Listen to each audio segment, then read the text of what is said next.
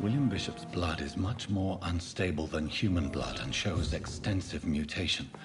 But this is not what happened to me. I must keep on searching. The sun is about to rise. I can feel it. I'll continue tomorrow night. I have so much time now.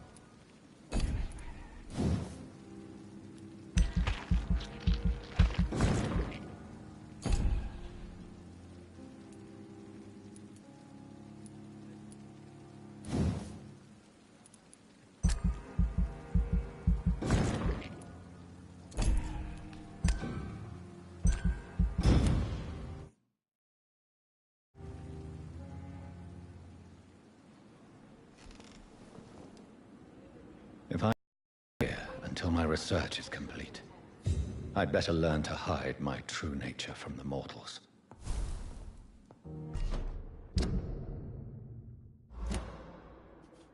How can I help you? Dr. Swansea wanted you to rest, but we have somewhat of a crisis. A crisis, you say? He did. I was hoping there was another box up here, but...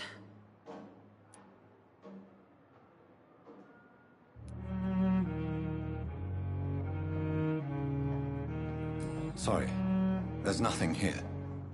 Some of the patients won't last the night without them. Honestly, sir, I'm beside myself. I may have a solution. In France, during the war, drugs shortage was a daily problem, and we had to use our wits to overcome the shortages. However do you mean? If combined correctly, certain household chemical products can be used in a pinch instead. Now, where's the hospital storeroom? The storeroom? Fat chance. This is the Pembroke, and space is luxury we don't have. Everything used to be stored in the old morgue. Perhaps I should look there first. Where is this morgue? It's the large building behind the hospital. You'll need to go in the back door because it's been sealed off for sanitary reasons. Take this key. It opens a small back entrance at the end of a narrow street. The abandoned morgue behind the hospital. A small door at the end of a narrow street. On my way then. Thank you, nurse.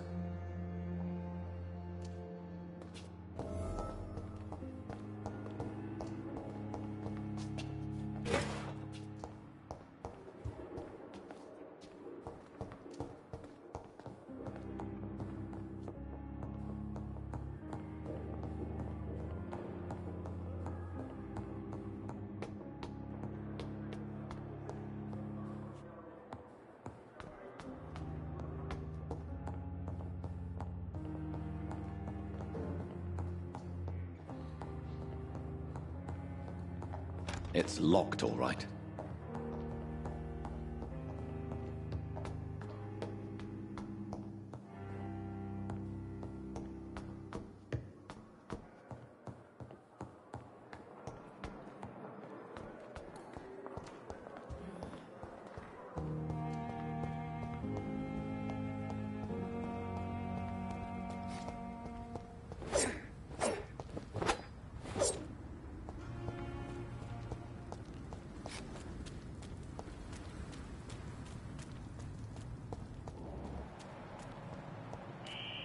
Scowl voices in the garden. I should investigate. If they were to find somebody...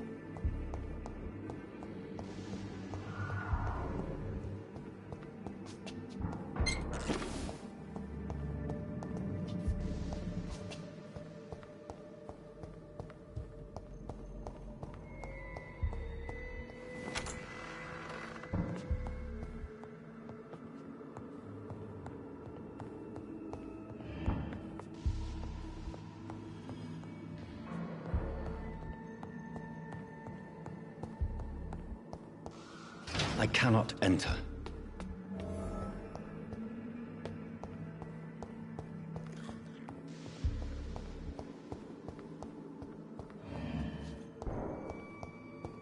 Balls of Mars. Fortifiers. As popular as they are ineffective. But they do contain iron tartrate, and that will prove itself useful.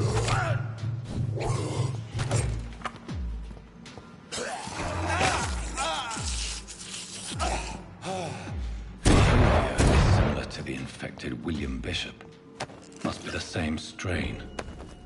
This sickness moves faster than influenza.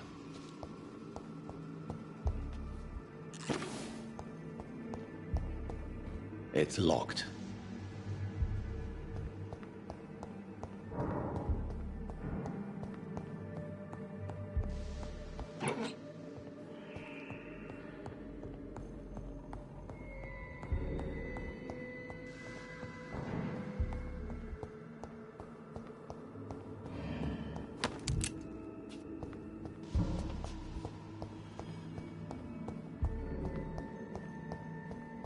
It's locked, all right.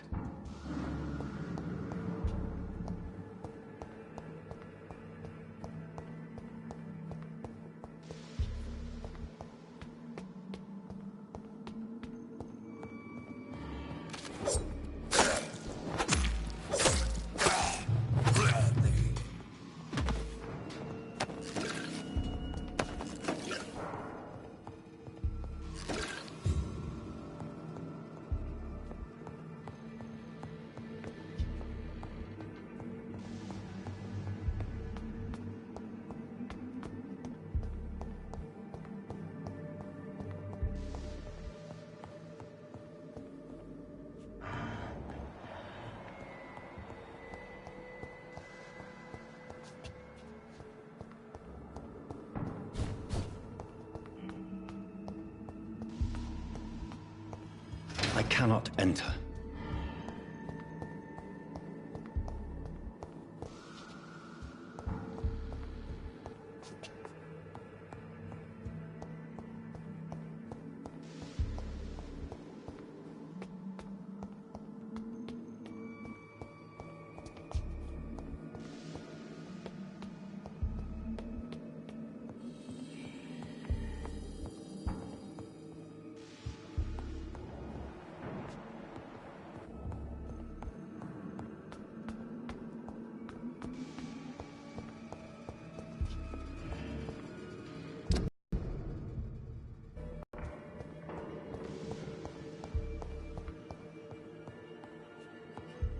This key will surely grant me access to the basement.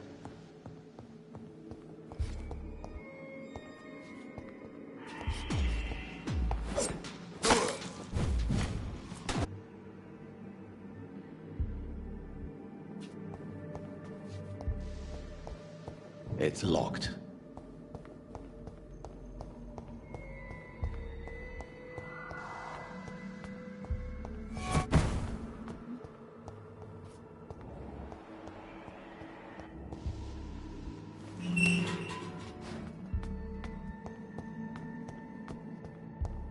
These skulls feed from corpses and the husks of animals. Contained blood.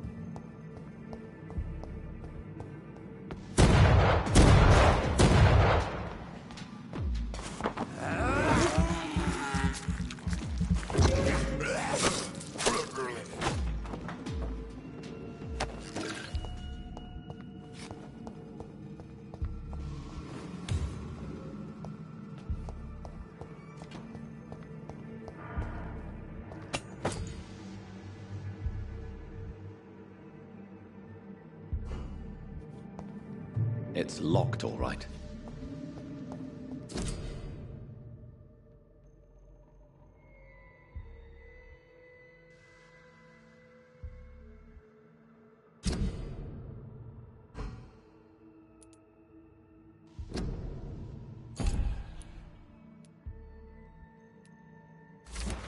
Mr. Connor's injuries don't match the report. I'd better look into this.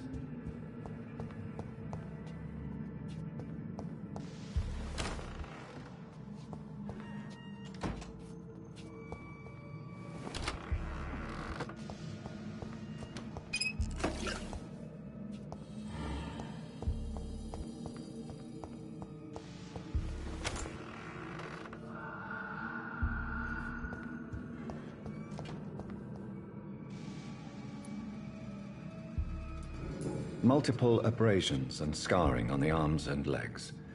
Old and distinctive injuries of a sailor or a fisherman.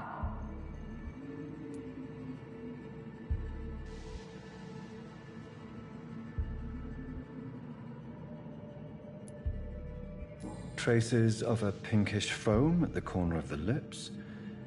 Some sort of drug overdose, perhaps? The chest was originally opened to perform the operation.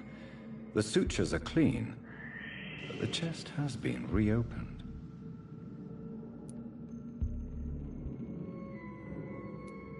A puncture over the left lung, possibly a chest tube insertion. Not the cleanest work, but I think it was successful. Signs of internal bleeding. So, Dr. Tippett's anesthetics were incorrectly dosed, causing the patient's death. And then, he tried to operate on him again. Tippett has made an egregious error. It's time we talked.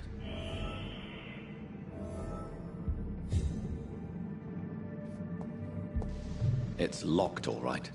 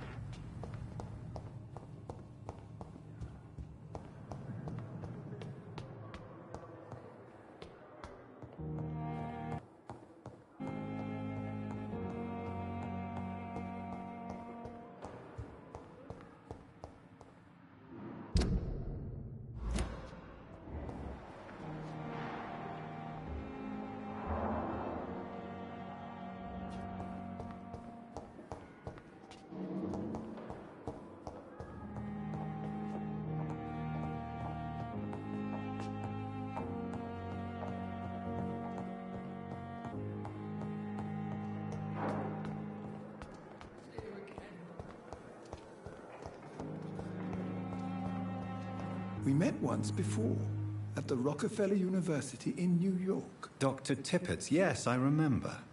I was assisting Professor Carell in his research about bypasses. He had nothing but praise for you.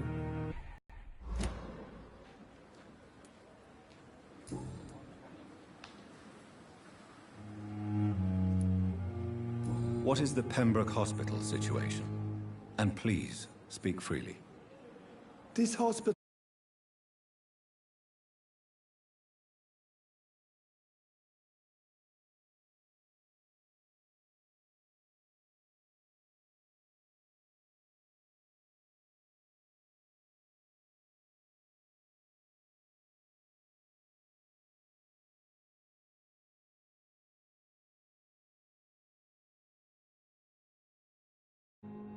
I'm sure you are used to working in a better environment.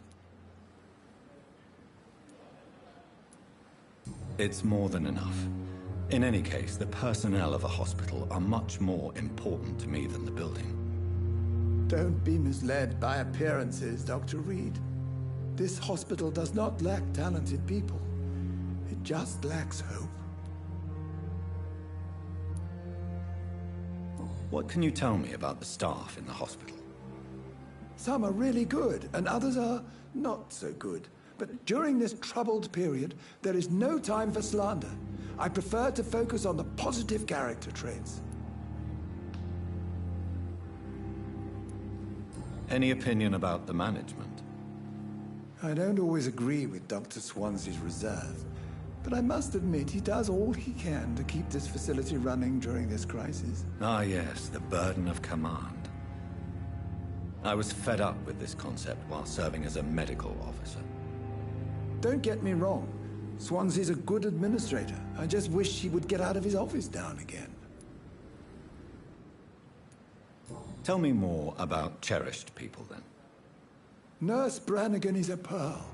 She is the most helpful and dedicated nurse I've ever worked with. A clever and cheerful woman. You really seem to admire her skills. I'll go even further. If she was a man, she would be a damn fine practitioner.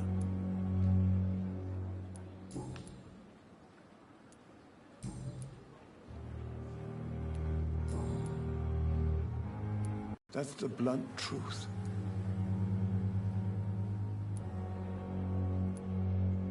Why not stop practicing? Are you mad?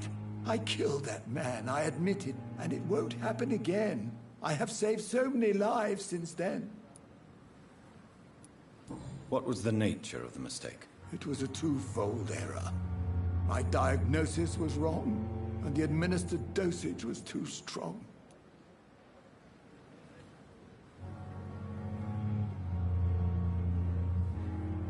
Who was this patient? I don't know. Some sick man from the docks, maybe a fisherman. I had no time to talk with him. No one claimed a body.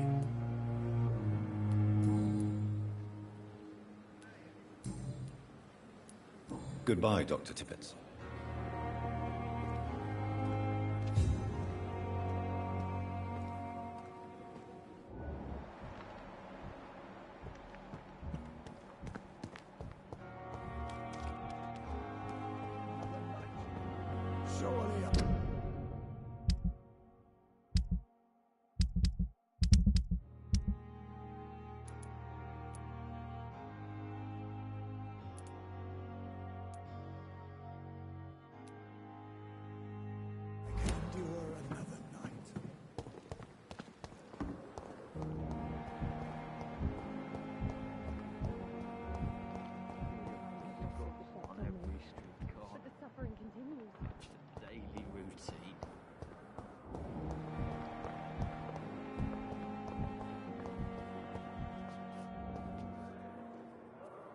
Good evening, nurse. Good evening, Doctor. I don't think we've been introduced yet. My name is Pippa Hawkins. And I'm Dr. Jonathan Reed. Dr. Swansea has recently offered me a position in this hospital. Well, it's a euphemism that your help will be appreciated, Doctor.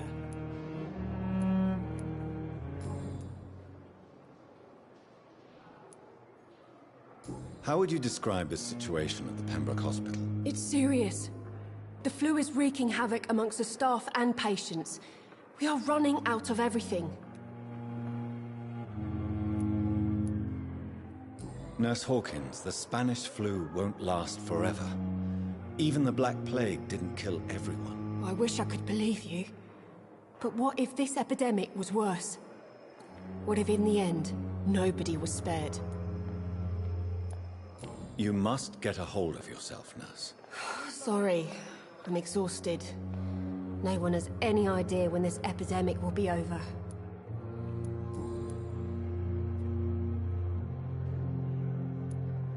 How is the Pembroke staff coping with the epidemic? Well, not well. Milton, the ambulance driver, is even more grumpy than usual, especially concerning doctors. Why is Milton grumpy on a daily basis? Is it just an act? Milton's not the kind of man who's bothered about a bad reputation, whether he deserved it or not. Why does Milton dislike doctors? I don't know. Just ask him. But be warned, Milton is not the chatty type. How long have you been a nurse? Or long enough to see that the epidemic is winning. And no matter how qualified you are, don't tell me you'll change that. You'd be surprised what dedication can achieve, Nurse Hawkins. In medicine, sometimes we're just a test result away from a miracle. Sorry, Doctor. I don't want to sound bitter, but I'm just too tired to give a pep talk like Nurse Brannigan.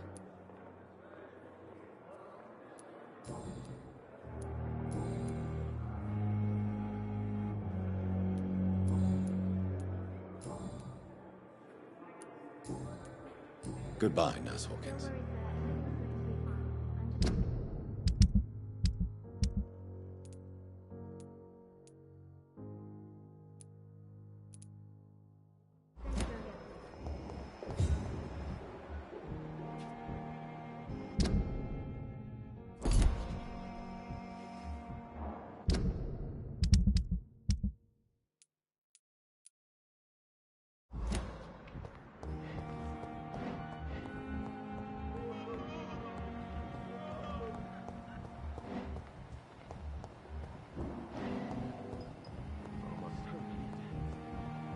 I cannot enter.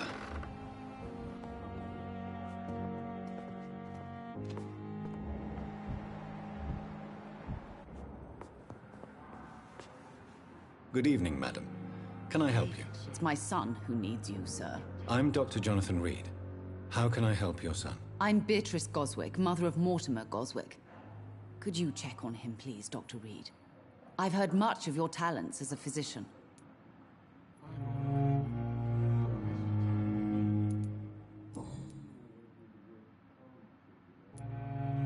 What can you tell me about yourself, Mrs. Goswick? Not much to say. Just take care of my Mortimer and I'll cover all the expenses. That's all that matters. May I ask if you have an occupation, Mrs. Goswick? I'm a teacher by profession. I teach young women who are more ambitious about their futures than their families. Good evening, sir. Doctor. Are you really that rich? Most of the patients here are of a more humble origin, if I may say so. Yes, thanks to my husband. May he rest in peace. I can cover any needed medical expenses. What do you think of your reception here? Any complaints? I have had the uttermost reservations about this hospital since we arrived. But we had no other choice, considering the state of emergency. Is there something in particular that's bothering you? Some of the staff were not especially welcoming. I suspect they're not accustomed to dealing with patients of such social standing. Tell me more about your arrival at the Pembroke Hospital. What gave you such a bad first impression? The ambulance driver was quite rude, for a start. And that nurse, Miss Hawkins, seems to have quite a dubious attitude. What do you mean? She managed to secure a bed for my son despite the epidemic. It was a relief, but it wasn't cheap.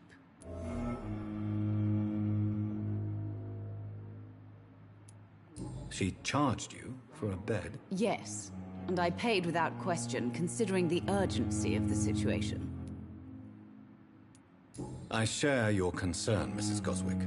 Be sure that I'll talk to the people involved. I don't expect compensation, Dr. Reed. But I'm aware such behavior would not be tolerated in other hospitals.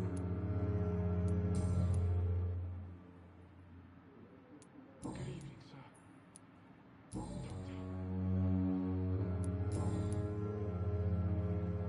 Doctor. Goodbye, Mrs. Goswick.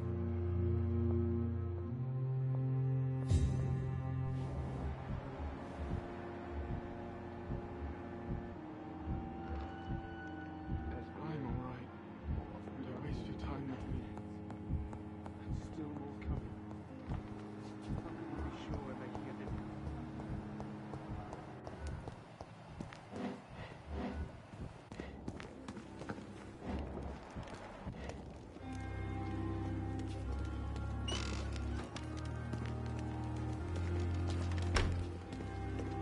I'm sorry you It's entered locked. a plain and cold medical bench, sir. I understand you must be very angry about this unfair situation. I managed to arrange to have you buried in the same mass grave as your wife. I hope that might help.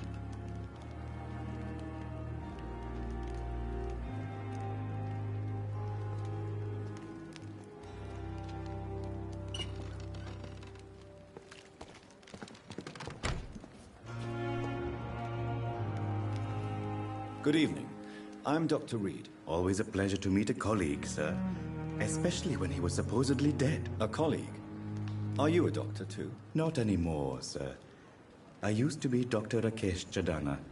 Now, I'm just Mr. Chadana, pawnbroker and humble guardian of this morgue. What do you mean, you used to be a doctor? Was your license revoked? No, sir.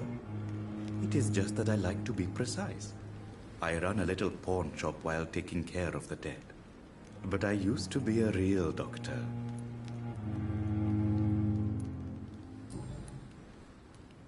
Do you work here alone? Yes, very easy work, sir.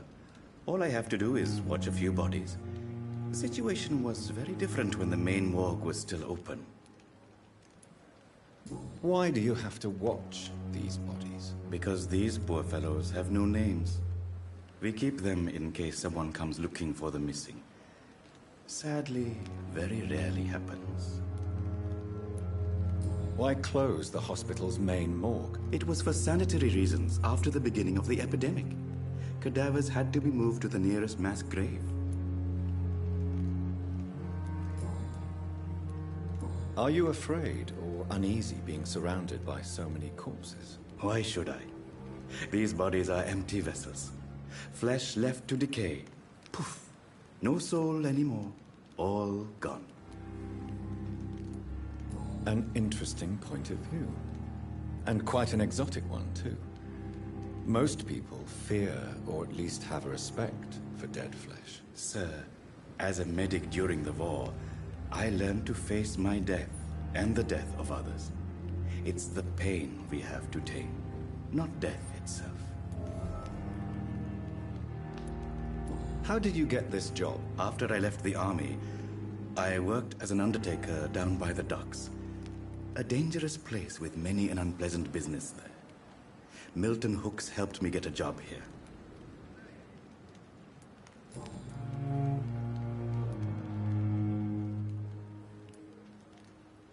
Have we met before? I don't think so, sir.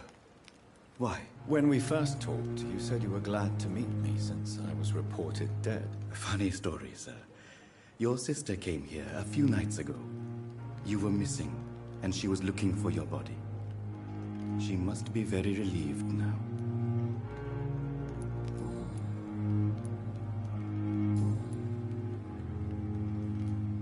Since you're not afraid of dying, do you believe in life after death, Rakesh? No. I believe we must do all the good we can while alive. For our time is short, and the obstacles are endless. Do you think you would enjoy immortality as a concept? I don't think so. Don't mistake me. I love life, and I'd like to live a long life. But everything has to decay, sir. Even goodwill. Do you really believe goodwill cannot last? As I said, sir, everything decays. If I was to never die, goodness, I would be bored or worse. And I like to be helpful, sir. Quite depressing, wouldn't you say? Yes, but the good news is we'll all die before losing our humanity, sir. So you're ready to die? No, I am not. I don't fear death, for I won't see it.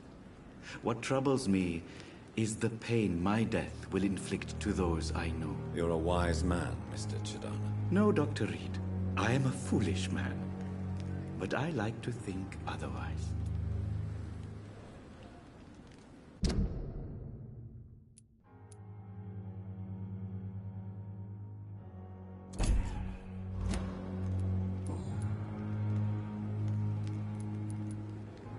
A pawnbroker? I expect you get all types of people here. Yes, sir. All kind of people. For I sell all kind of goods. Who comes here to trade with you? It's very unhygienic, even unsafe. Diseases can spread. For the customers, for the hospital. I'm very cautious, sir. I've been a doctor, remember? And all my clients are good people. In fact, I think I only know good people. What kind of goods? With the quarantine, it's not always easy to buy things. So I trade, I exchange. Some people sell, some others buy. I like to help.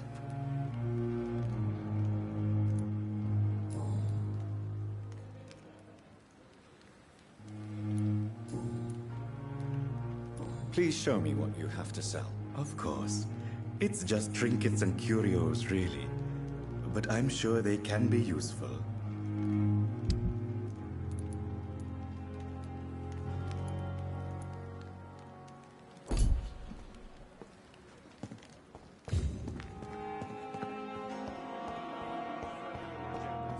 How long's it going to take to fix me properly? A month? A year? You have the right to disapprove of our It's methods. locked, all right. You will kindly apologize when you're feeling better.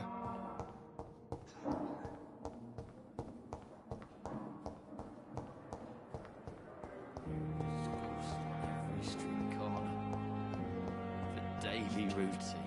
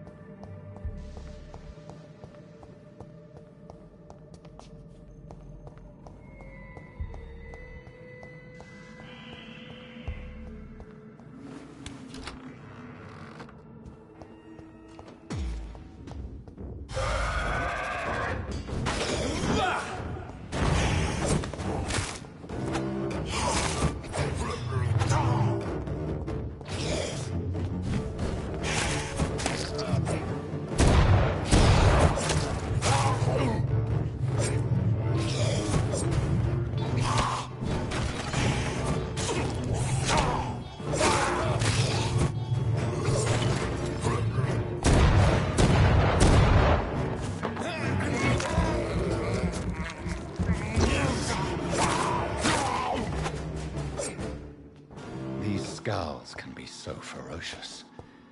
I'm not sure I can defeat them without becoming stronger.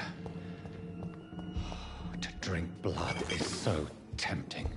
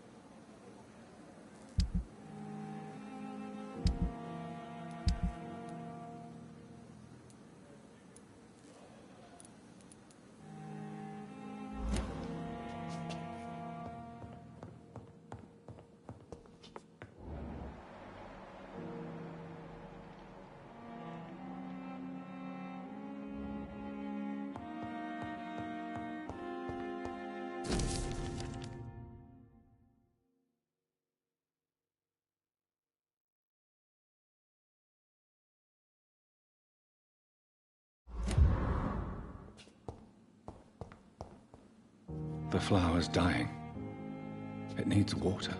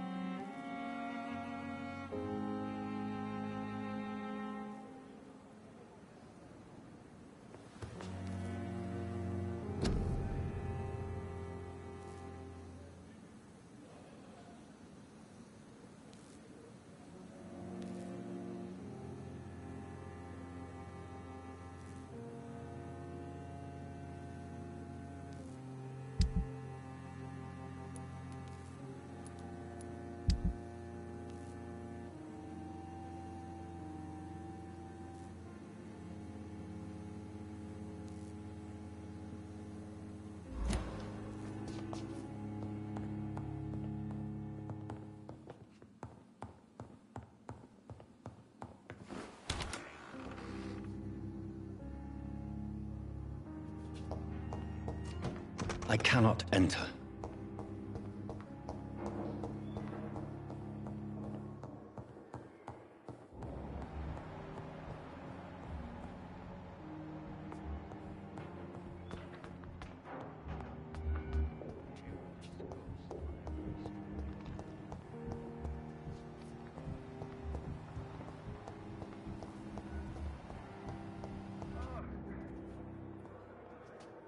Good evening, sir.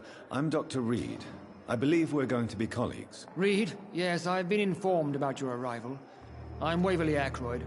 Welcome aboard, I suppose. Does my arrival inconvenience you in some way, Dr. Ackroyd? Let us just say that I don't particularly share Dr. Swansea's enthusiasm for hiring you. What we need here are reliable professionals, not overrated dabblers. If you have a problem with me, Dr. Ackroyd, please feel free to tell me. Dr. Swansea has imposed your presence on this hospital without asking anyone's advice. The benefit of his position. But I don't agree with it. I know we've never met before, but I believe this hospital could use all the help it can get. You will agree with that, I'm sure. Oh, but I have heard about you, Dr. Reed. Of course, you can't say the same about me, since I have not wasted my time courting the press. There is no need for such animosity between us. Don't you think the epidemic is already enough to deal with? That is one point we could agree on. And that is precisely why I want to be sure that you will be of help to this hospital, instead of a burden. Since your tenure in this hospital is longer than mine, perhaps you can tell me more about this place. Let's just say I'm tired of the carelessness around me.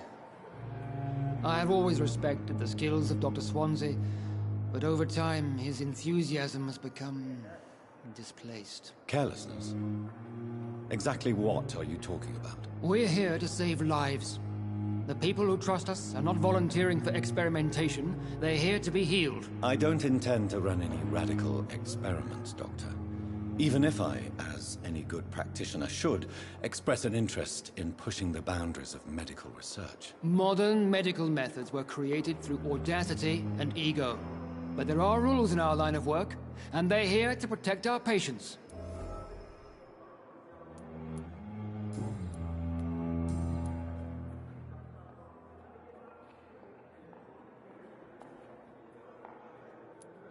I don't know what you've heard about me, but I have already proved my value as a practitioner. I don't question your skills, Dr. Reed, but your motive.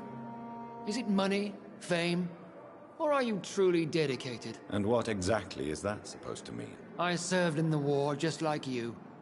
But unlike you, I did not use the wounded to play the modern sorcerer. Be careful what you insinuate, Dr. Ackroyd. I only want you to admit you used those men to improve your theories. This is ridiculous. My blood transfusion technique saved many lives, and you know it. You see? That is exactly what I hate about people like you. You avoid this kind of accusation instead of facing reality.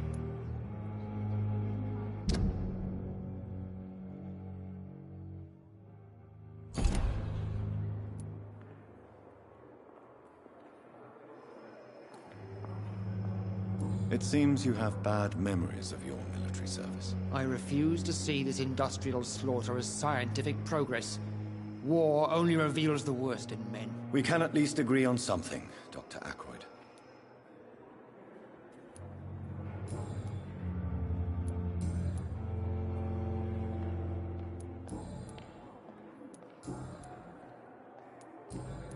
Thank you for your time. We'll talk later.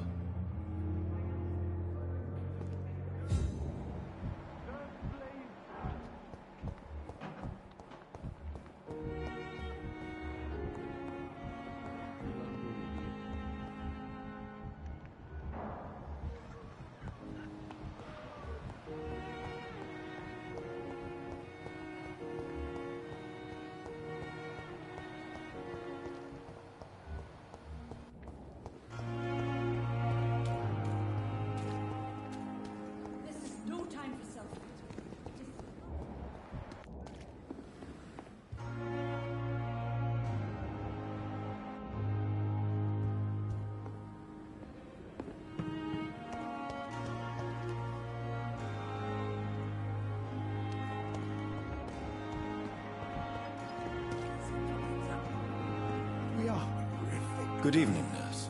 I'm Dr. Jonathan Reed, the new surgeon here at the Pembroke. Dr. Swansea has already told us about you, sir. I'm Nurse Gwyneth Brannigan. Welcome to the Pembroke Hospital. Did he really? It's a good thing I wasn't hoping to keep a low profile. All members of staff have already read about your new blood transfusion technique. Dr. Swansea made sure of that. I see. Well, I'm a little surprised, but I suppose I'll just have to deal with this unexpected notoriety. You must know, blood transfusions are Dr. Swansea's primary subject of research. He is convinced it is the future.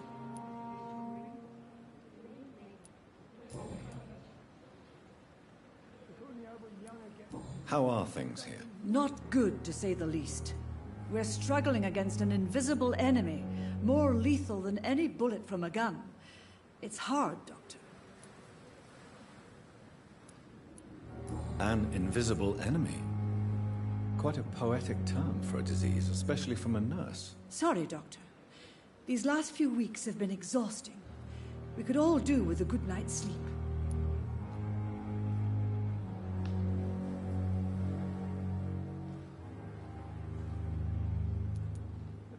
Do you think this hospital can survive the epidemic? We are all volunteers here, and we're trying to hold fast, but how do we beat an invisible killer? Some nurses have already resigned.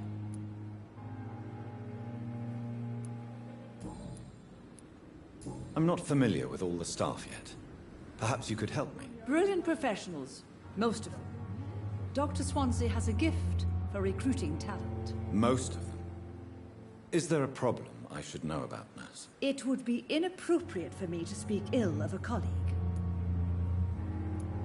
Is there anyone that stands out? Well, I have never met someone as dedicated as Dr. Tippett's. He should be a standard for us all here. If only he were younger. Why should his age be a problem? I guess it's fair to say he's always pushing himself to the limits. He just doesn't know when to stop and get some rest. Nurse Brannigan, if you do know something, please tell me. Anything you say will be held in confidence. No. I may disagree with some conduct, but in the end, everybody is doing their best.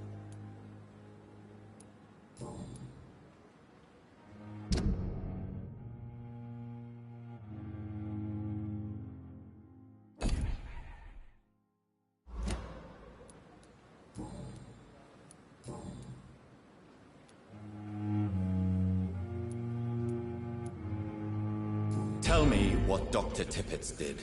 I know his mistake caused a patient's death. If I had not covered up his error, Dr. Tippett would have been fired from this hospital. I could not let that happen. You can't allow your emotions to dictate your conduct concerning patients, Nurse Brannigan. Look around you, Dr. Reed. Do you really think we can afford to lose a brilliant practitioner like Dr. Tippett's in our situation? I can't say I approve of what you did. But as a field surgeon, I know that some situations require you to bend the rules. I'm not proud of what I've done, but to contain the epidemic must be our priority, so we can't afford to lose Dr. Tippett's.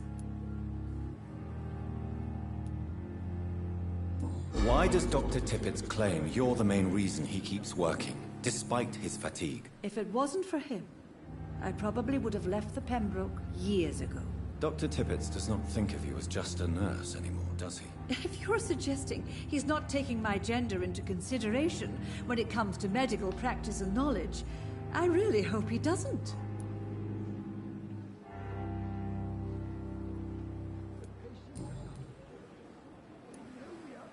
I've decided that I won't reveal Dr. Tippett's, shall we say, misdemeanor. I'm so glad you share my point of view. Dr. Tippett's is a brilliant practitioner. We most definitely need his know-how. I hope you're right. This is a huge risk we're taking. Dr. Tippett's must regain his confidence. Please, keep this decision between you and me. He doesn't need to know you found out.